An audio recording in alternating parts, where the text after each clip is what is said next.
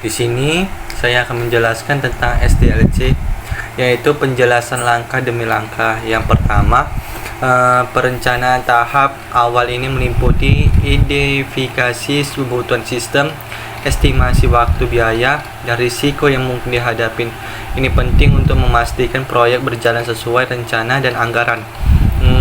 Yang kedua, analisis kebutuhan. Pada tahap ini kita mengumpulkan kebutuhan fitur secara detail dan menghasilkan spesifikasi kebutuhan sistem atau SRS yang lengkap dan spesifik. Yang ketiga, perancangan sistem. Tahap ini fokus pada perancangan database atau menggunakan Entity Relationship Diagram atau RD. Perancangan arsitektur sistem yang berbasis peran atau role based, dan pembuatan markup antarmuka penggunaan atau UI atau UX. Yang keempat, implementasi atau pengkodean. Disinilah kita membangun front end menggunakan Rich dan Vibe backend menggunakan Express.js dan mengintegrasikan semuanya dengan database MySQL. Yang kelima, pengujian sangat penting untuk memastikan kualitas sistem. Kita akan melakukan beberapa jenis pengujian termasuk unit testing atau menguji fungsi-fungsi individual seperti login dan cruise atau create, read, update, delete. Integrasi testing yang menguji alur proses, misalnya alur pemesanan. Sistem testing menguji keseluruhan sistem untuk memastikan semuanya berfungsi dengan baik. Yang UAT atau bisa disebut user acceptance testing, pengujian yang dilakukan oleh pengguna akhir untuk memastikan sistem memenuhi kebutuhan mereka. Penyebaran development. Setelah pengujian selesai, sistem akan disebar ke server. Yang ketujuh, pengujian produksi atau sistem diuji dalam lingkungan produksi untuk memastikan kinerjanya sesuai harapan. Yang kedelapan, pemeliharaan. Tahap terakhir ini meliputi perbaikan bug, peningkatan fitur berdasarkan masukan pengguna, dan memastikan sistem tetap berjalan dengan optimal. Assalamualaikum warahmatullahi wabarakatuh. Di sini saya akan menjelaskan tentang tabel diagram DVD. Tabel diagram DVD ini terbagi menjadi beberapa jenis, dan setiap jenis ini ada strukturnya. Yang pertama ada tabel pengguna. Tujuan tabel pengguna ini adalah menyimpan informasi tentang pengguna sistem. Strukturnya ada ID pengguna atau identifikasi untuk pengguna. Yang kedua ada nama pengguna, nama admin pun bisa. Yang ketiga email. Nah, email ini digunakan untuk pengguna saja ya. Yang keempat tuh ada password. Nah, password ini berguna untuk memverifikasi data kita supaya tidak hilang. Yang keempat ada role. Nah, role ini peran pengguna lah yang bisa digunakan oleh admin atau pelanggan. Yang kedua ada tabel permintaan. Tujuan tabel permintaan ini mencatat permintaan yang diajukan oleh pengguna. Strukturnya ada ID permintaan atau identifikasi untuk permintaan. Yang kedua ada ID pengguna. ID pengguna ini menghubungkan permintaan dengan pengguna. Yang ketiga, tabel permintaan. Tabel permintaan ini menunjukkan tanggal saat permintaan itu dibuat. Yang keempat, ada status permintaan. Status proses permintaan atau sejenisnya untuk meminta permintaan kepada pengguna. Yang kelima, deskripsi atau detail permintaan. Yang ketiga, ada tabel pesanan. Tujuan tabel pesanan ini menyimpan data pesanan untuk dilakukan oleh pengguna. Strukturnya ada ID pesanan, identifikasi untuk pesanan, ID pengguna, ID produk, jumlah, total harga, dan status permintaan. Status pesanan. Yang keempat, tabel produk. Tabel produk ini menyimpan data tentang produk yang tersedia. Strukturnya ada ID produk, nama produk, deskripsi produk, harga, dan stok barang. Yang kelima, tabel checkout. Tujuan tabel checkout ini menyimpan data transaksi checkout. Strukturnya ada ID checkout, ada ID pesanan, tanggal checkout, metode pembayaran, dan total pembayaran. Yang keenam, tabel konfirmasi. Tujuan tabel konfirmasi ini menyimpan data konfirmasi dari pengguna. Strukturnya ada ID konfirmasi, ID checkout, ID tanggal konfirmasi, dan bukti pembayaran. Jadi, penjelasan lanjutannya adalah pengguna dapat melakukan registrasi dan login ke dalam sistem atau tabel pengguna. Setelah masuk, pengguna dapat mengajukan permintaan atau melakukan pesanan. Sistem akan mencatat pesanan dalam tabel pesanan termasuk detail produk yang dipilih. Setelah semua data pesanan selesai, pengguna melanjutkan ke checkout. Dan terakhir, pengguna melakukan konfirmasi pembayaran dan sistem akan memproses permintaan tersebut. Mungkin itu saja penjelasan singkat tentang tabel berikut. Terima kasih. Assalamualaikum warahmatullahi wabarakatuh. Perkenalkan, nama saya Muhammad Ridha Azimuddin Junun. Di sini saya akan menjelaskan tentang activity diagram pada pemesanan makanan dalam web kami, yaitu berdasarkan diagram yang terlihat pada gambar berikut adalah sistem penjelasan terkait rancangan tabel dan hubungan antar tabel dalam sistem basis data untuk pemesanan makanan. 1. Tabel user. Tabel user bisa menyimpan informasi pengguna sistem dan kolom utamanya adalah user _ID, ID untuk pengguna, username yaitu nama pengguna, password untuk kata sandi pengguna, biasanya dienkripsi, email pengguna, role, peran pengguna seperti admin, chef, kasir, waiter, atau user, profil _picture untuk gambar profil pengguna, bisa diambil dari gambar dalam file, dan created _8 untuk waktu saat data pengguna dibuat. 2. Tabel menu. Tabel menu bisa menyimpan daftar menu makanan dan minuman. Kolom utamanya yaitu menu _ID, ID unik, ID untuk setiap menu, name nama menu, description untuk deskripsi menu, price harga menu, image outline yaitu outline untuk gambar menu, type untuk jenis menu seperti makanan atau minuman, stok status ketersediaan seperti tersedia atau habis makanan tersebut, dan created _8 waktu saat menu ditambahkan.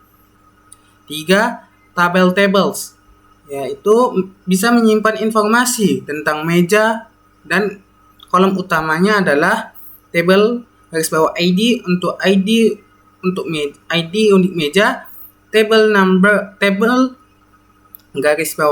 untuk nomor meja, seats yaitu jumlah kursi yang tersedia di meja, status yaitu status meja seperti available tersedia atau occupied terisi.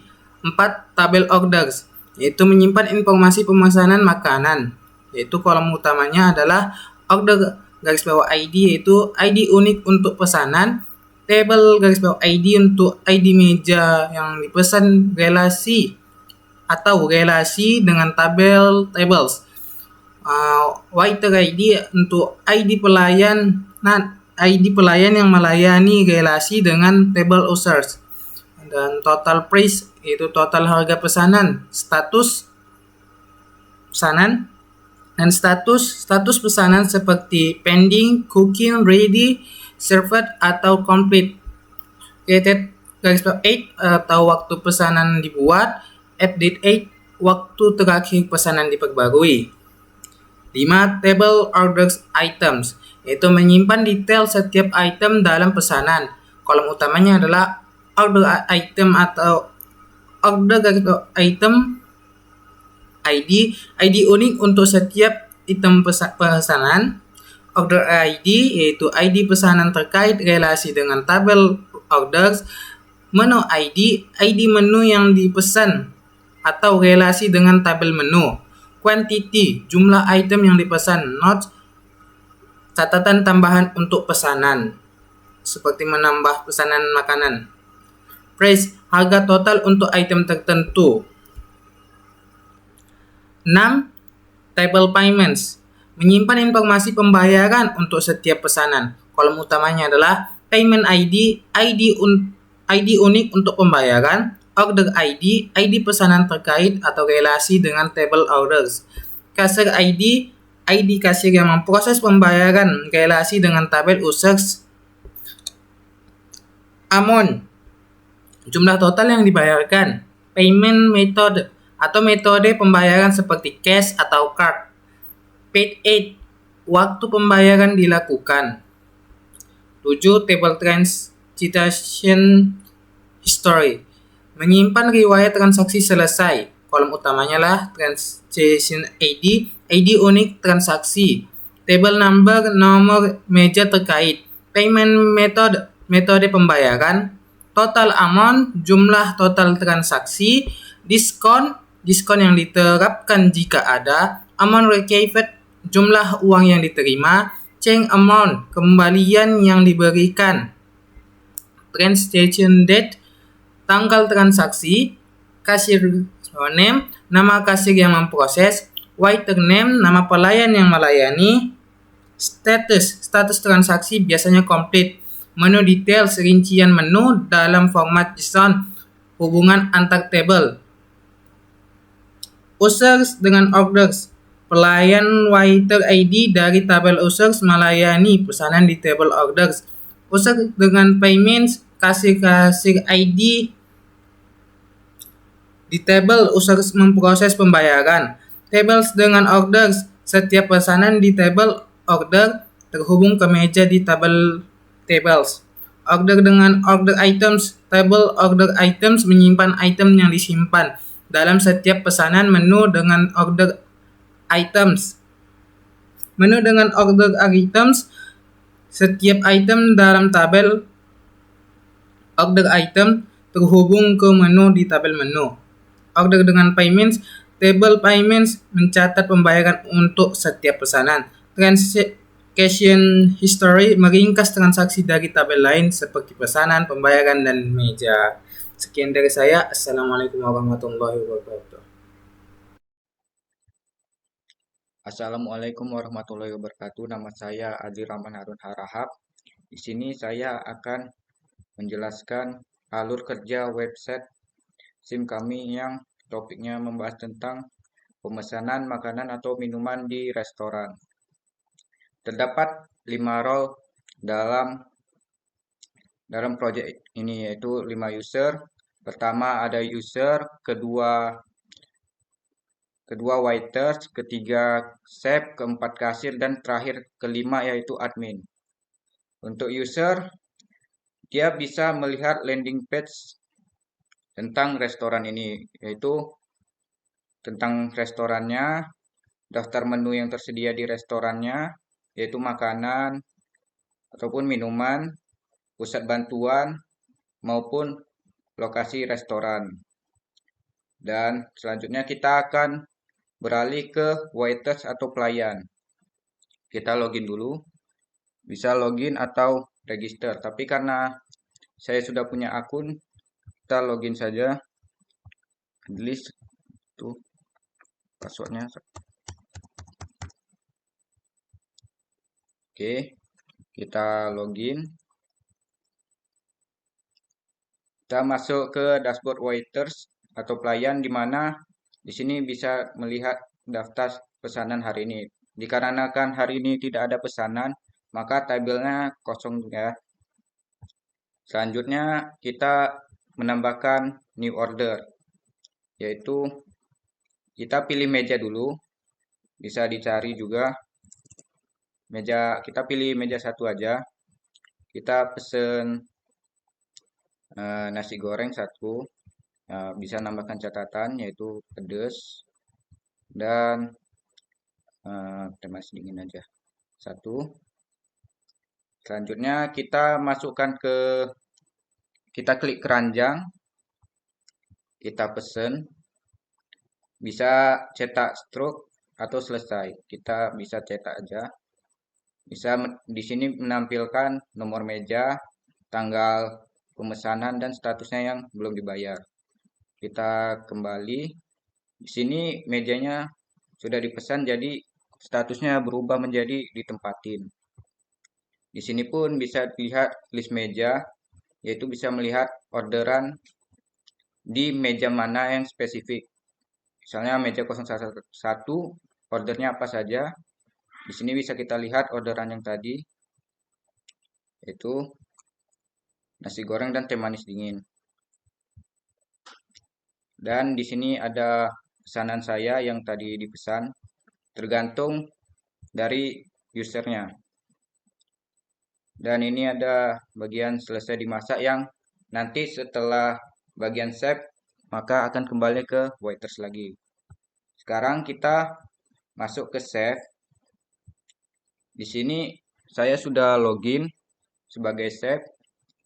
Di sini chef ada beberapa, yaitu konfirmasi pesanan, pesanan dimasak, update, resep, dan histori penjualan. Pertama sebagai chef, konfirmasi dulu pesanan yang akan masuk, apakah ada stoknya atau tidak. Apabila ada stoknya, kita buat stok tersedia. Selanjutnya, pesanan dimasak ini, andai saja makanannya sudah selesai dimasak, maka chef akan memencet tombol ini dan melakukan konfirmasi bahwa pesanan sudah dimasak. Dan pesanannya sudah hilang. Dan di sini chef juga bisa melakukan update stok menu. Misalnya stick ini stoknya sudah tidak tersedia, bisa dibuat habis, update, sukses, dan menjadi habis. Yep. Selanjutnya ada bagian resep makanan, memuat resep apa saja. Misalnya kita cari rendang, ada rendang, dan bisa melihat resep. Dan juga histori penjualan, bisa dari harian yang belum ada penjualannya, bulanan yang bulan 12, dan tahunan. Dan detailnya bisa dilihat.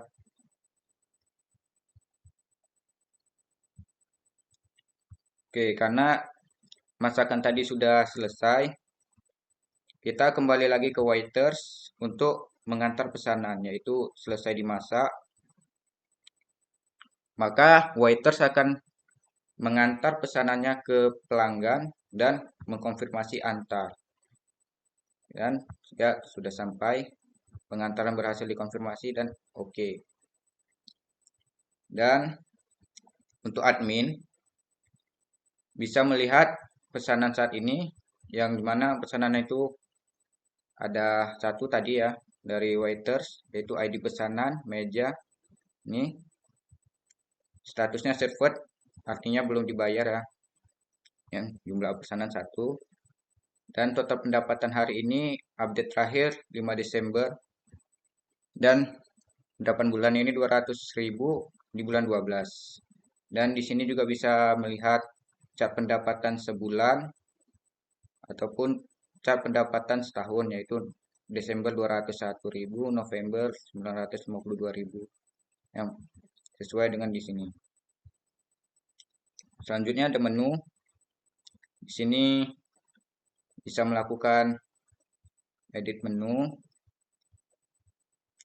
Kita buat tersedia lagi. Hapus menu bisa, lakukan hapus ataupun menambahkan menu baru. Kita tambahkan menu misalnya iFomi, deskripsinya iFomi saja, harga 12.000. Image-nya ambil dari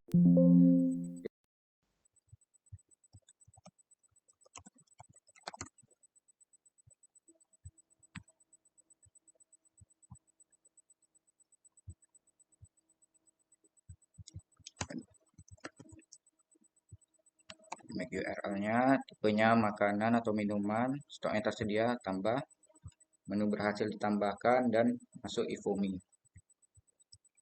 Terdapat juga bisa mengupdate role pengguna, misalnya Sarhan diubah menjadi waiter, top user, simpan, ya ubah, gimana, dan kita balikin lagi menjadi save.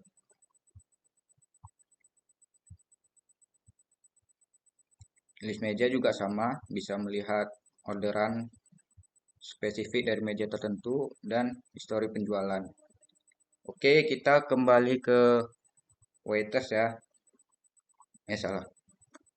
Kita ke kasir, dimana saya sudah login juga sebagai kasir. Di sini tinggal kita bayar pesanan. Total harganya 19.000. Bisa memasukkan diskon atau tidak. Kita bayar saja, nggak usah pakai diskon. 20.000, kembalian 10.000.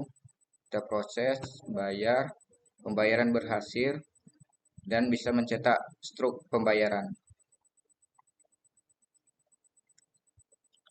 Sekian penjelasan tentang alur program website kami. Assalamualaikum warahmatullahi wabarakatuh.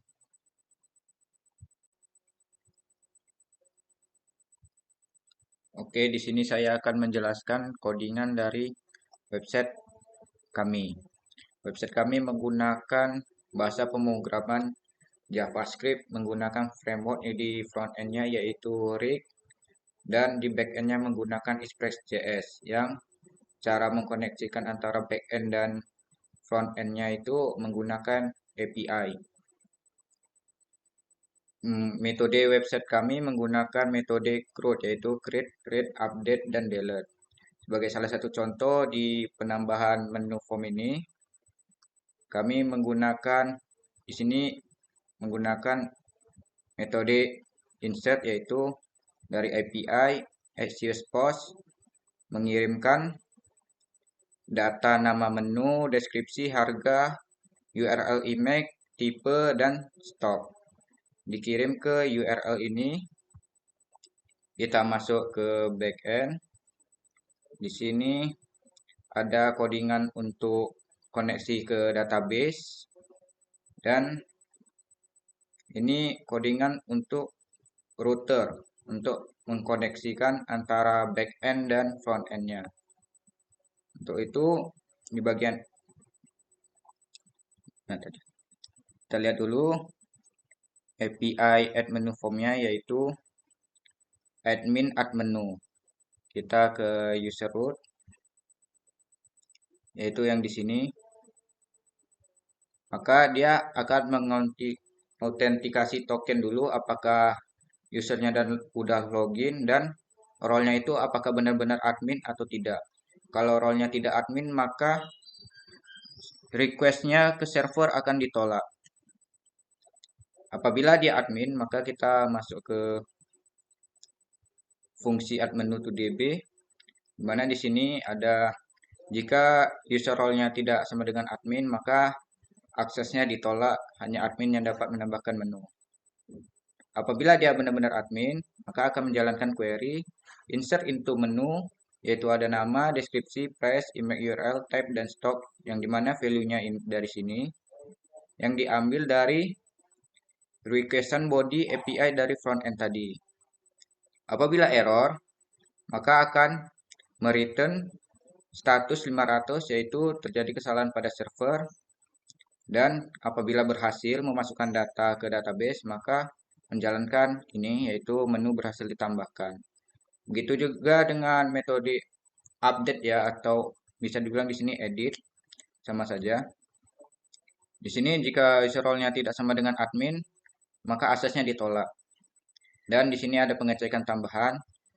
Apabila menu ID-nya tidak ada, maka menghasilkan error dengan status 400, yang dimana menu ID harus disediakan untuk mengedit menu. Di sini ada query SQL-nya, yaitu update menu, set nama, deskripsi, harga, email URL-nya, tipenya, dan stok.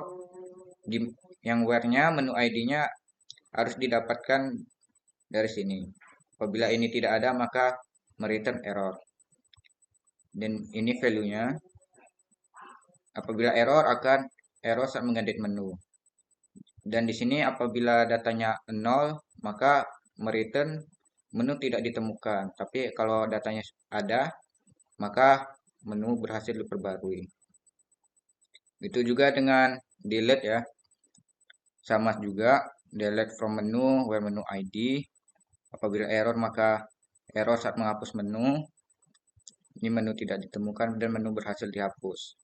Kita kembali ke front end. Dan di sini, jika responnya berhasil, maka kita akan menampilkan alert sukses, menu berhasil ditambahkan. Ini pas bagian insert tadi ya. Dan apabila diklik, maka akan berpindah halaman ke admin menu. Begitu juga dengan update dan delete. Di sini ada yang edit, yaitu update. Di sini juga sama API-nya, semuanya seperti itu karena metode CRUD gitu-gitu aja. Oke, sekian penjelasan codingan dari saya. Assalamualaikum warahmatullahi wabarakatuh.